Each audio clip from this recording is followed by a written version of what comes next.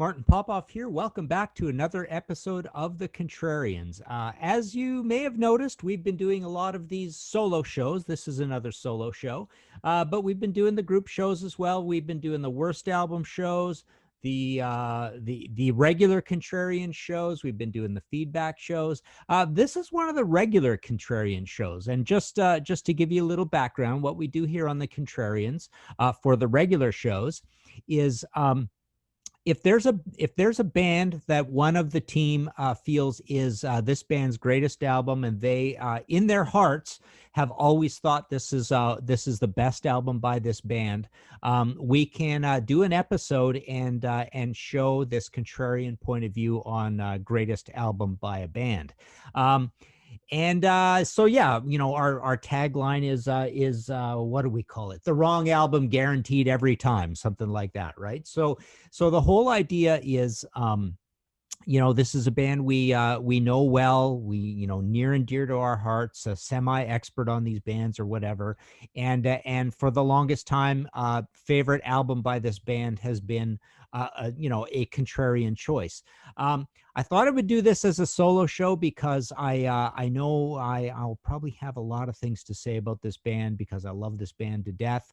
The band is the Rolling Stones, and what we normally do on the Contrarians is give a little bit of a background on the band, and we've noticed in some of the comments, and we will cede to the comments and and adapt as we go along, but.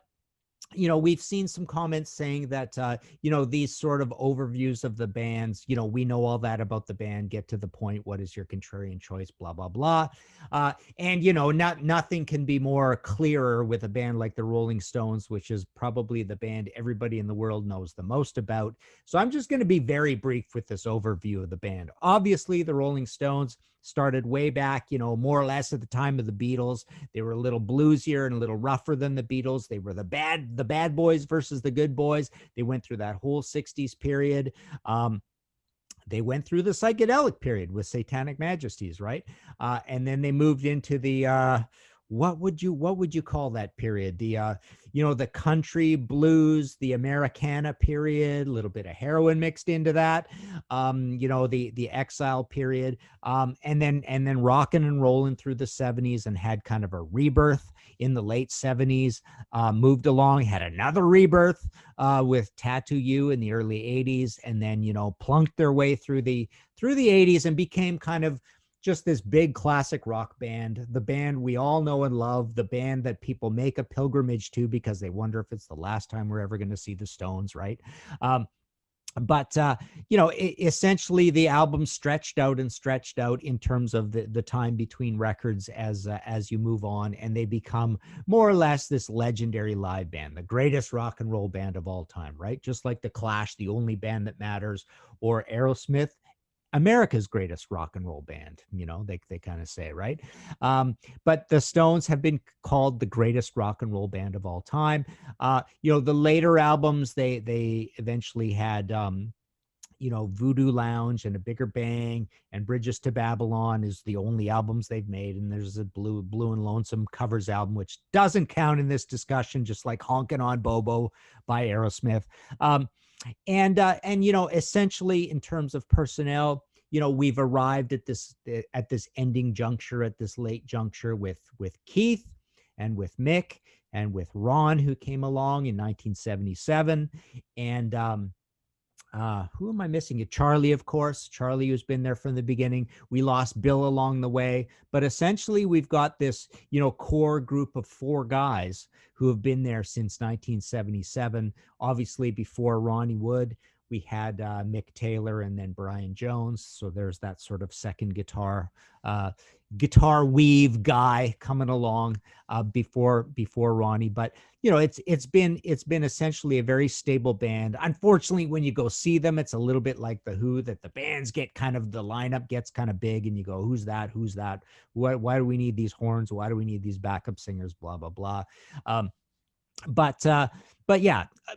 You know them, you love them, the Rolling Stones. There you go. So here on the Contrarians, like I say, contrarian choice for favorite album. And I'm actually a little bit ambivalent and aggressive about this whole thing because, you know, I look at the list and I see what the choices of albums are. And what we do here on the show is I will tell you kind of who wins the polls. Or I mean, which albums win the polls as the greatest albums by a band. You know, obviously here we're talking Rolling Stones, but what I wanted to say, so to give you my contrarian choice, it is this record here. It is Some Girls, 1978. There you go. There's my bits and pieces from my big, massive, you know, Some Girls box set, deluxe box set, immersion set. You know, if you're talking Pink Floyd language. So Some Girls, you know, I almost went with Black and Blue, which would be a very contrarian choice. I mean, I noticed that in a lot of the polls and a lot of the critic and the, you know, the music site rankings, Black and Blue comes very low, 1977. What I like about Black and Blue is that the production is really good. I think it's maybe the writing is not a try harder album, but I think the production and the playing and the performances are a very try harder album. With Some Girls, what you get is just charm for miles. It's kind of that New York City album. It's there's such a variety of songwriting across it. You get sort of the you know, the intro kind of the disco things that you're going to get on Emotional Rescue with the likes of Miss You. But, you know, When the Whip Comes Down, which is a standard rocker from the band, which harkens back to that. I always look at those records as a pair, the Goat's Head Soup and It's Only Rock and Roll as kind of a pair. And I also look at Let It Bleed and Sticky Fingers as a little bit of a tough rock and roll pair as well. But I think it harkens back to that mid 70s malaise period, which I kind of like, which has a lot of charm to me. Like I say, Just My Imagination, very charming. Some Girls, same thing with its incendiary lyrics as well. But it's a little bit country western, just like Just My Imagination, just really laid back and kind of cool. Lies is again a little of that pent up energy, a little bit of that punk rock energy, right? They're soaking in, you know, the vibes of New York City and CBGB's and Max's Kansas City and the whole punk rock thing with the song like Lies or even When the Whip Comes Down. Faraway Eyes, another beautiful kind of like country tinge ballad, you know, goes back to sort of the Exile on Main Street days. Respectable, another good rocker. Before They Make Me Run, just one of those nice ballads in that nice pocket for the band. Beast of Burden, another nice ballad. And then Shattered, this charming, weird, goofy little not punk but maybe like a post-punk new wavy sort of wiry sound song. So yeah, just you know, song after song of greatness, of mellow greatness, of standard Rolling Stones greatness. People love this album. Now one of the reasons why it's kind of weird picking this as a contrarian choice, well it's not, number one, because you know, when I get to, you know, what wins these polls all the time, it's not Some Girls. But the thing is, Some Girls is an album that moves strongly up the list into that middle percentile, or maybe even a little higher. But the thing about Some Girls, which is pretty amazing, it's the band's biggest selling album, besides Hot Rocks, which is like Diamond, 12 times platinum in the States, which is a greatest hits album, so it doesn't really count. But for just regular studio albums, Some Girls is 6 times platinum, which is nuts, right? I mean, it's a really high selling album. All of those early records, you know, even I know Mick Jagger is one of these guys. He's a little bit like Paul McCartney, where, you know, he is all about the business and he really cares about this thing of gold and platinum. So the Stones have been one of those bands that, you know, hammers really hard on making sure all these certifications take place, right? But, you know, all that early stuff, which I don't really care about very much, lots and lots of albums leading up to Beggar's Banquet, which is the first one I actually do care about a lot. They're all gold and single platinum. Like they're doing good with these records, right? But so Some Girls is 6 times platinum. It totally is a rebirth for the band after this malaise period where they have Well, Goat's Head Soup is 3 times platinum, big record, but it's only rock and roll platinum. Black and Blue only goes platinum. So your 75 and your 77 records there. And then Emotional Rescue, which I've always liked as well. It's got a lot of charm to it as well.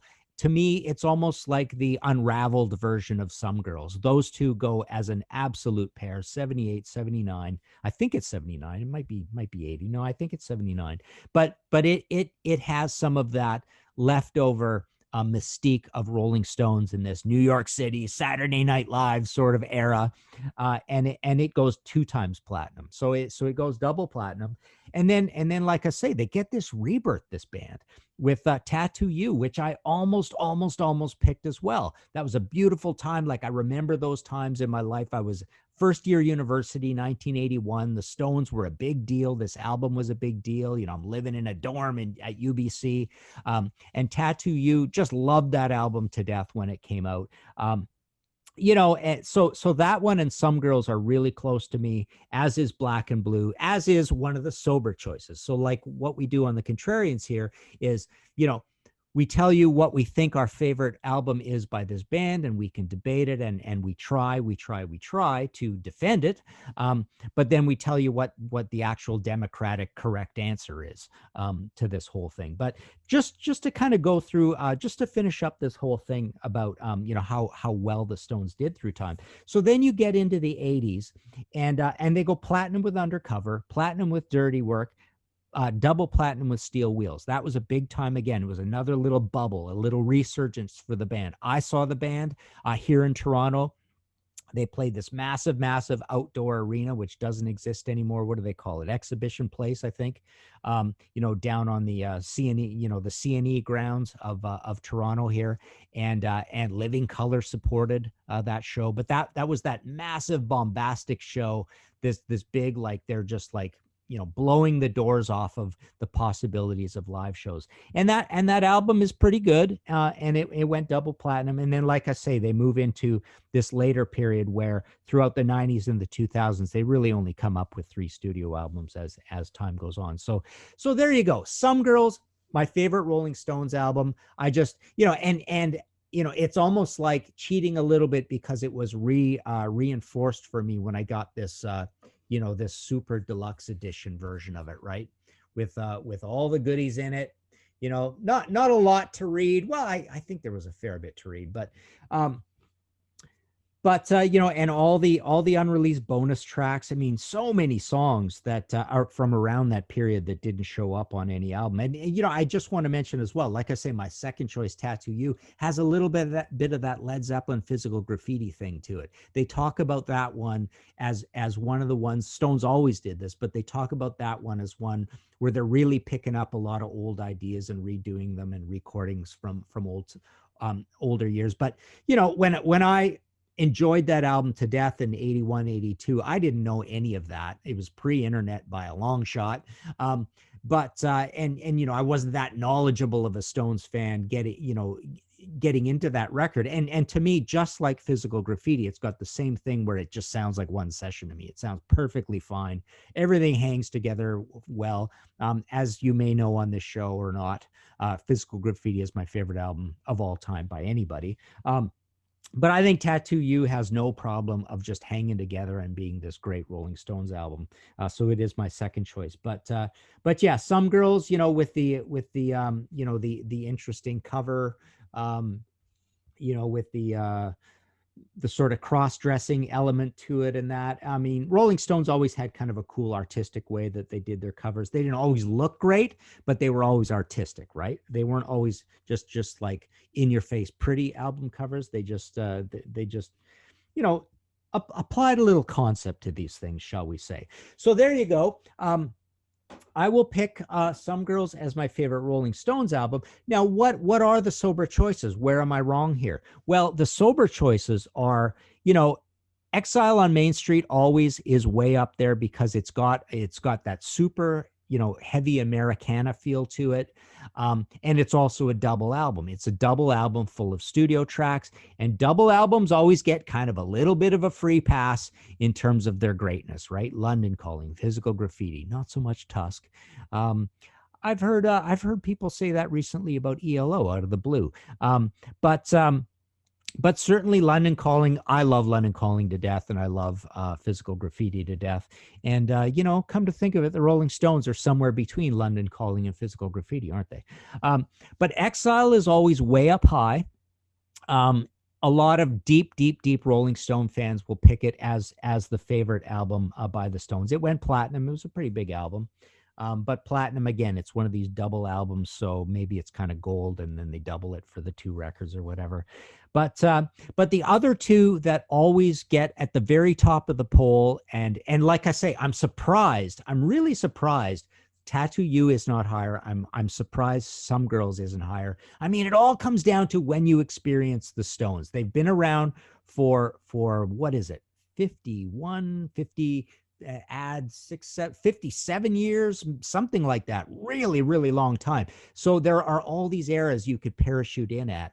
And me being the age I'm at, you know, it was that 77 through 81 period that I loved the most, and it evidently stuck with me. But I understand the love for Exile. I mean, it's a big deal, that record. It's bluesy, it's acoustic, it's country western, it's just a deeply knowledgeable record about music. And then the whole you know, the whole myth that grows up around its you know, heroin laced assembly, essentially, of that record. So that record comes up really high. The other one that comes up really high is this one, Let It Bleed, right? There you go. And you know, with the likes of Midnight Rambler, which I hate, Gimme Shelter, I like, You Can't Always Get What You Want, I love, and these other songs, I mean, I really don't care.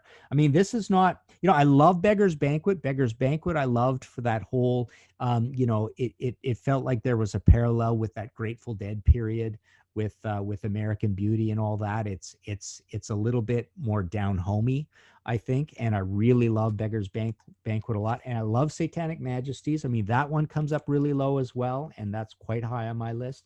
But this one I just have no love for, and this is the record that comes in second, really, in terms of the greatest Rolling Stones albums of all time. The one that comes in first is this one. Here's my funky little weird CD issue of it, Sticky Fingers. And Sticky Fingers, you know, is one of these records that you know, it's full of the hits. Rolling Stones is so much about the hits. Like, let's not forget that. This is a band that when they go out live, I mean, they will put in covers and obscurities, but they are so much about the hits because they literally have, you know, probably 10 out of the top 70 biggest, most famous songs of all time, and they hammer those to death.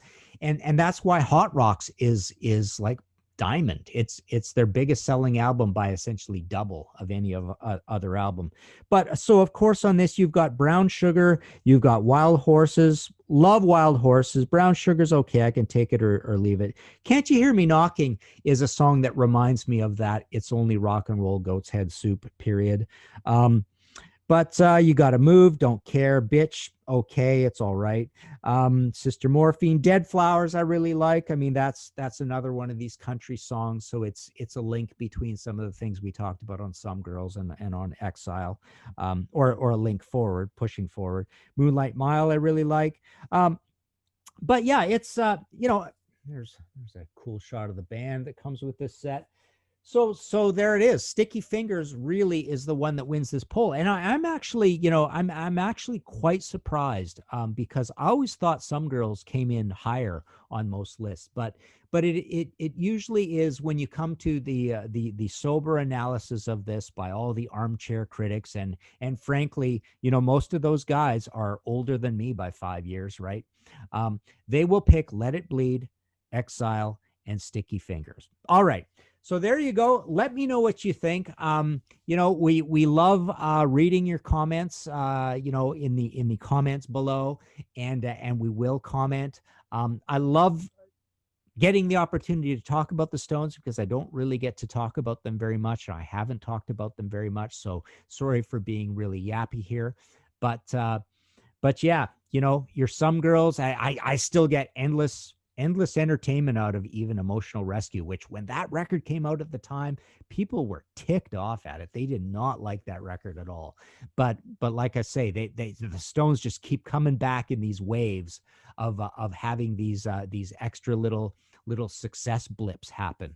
I mean, like I say, it happened with Steel Wheels, it happened with Tattoo You, it happened big time with Some Girls. And then they were big in the early 70s, they were big in the late 60s. So it's really cool to see this big long career for this band.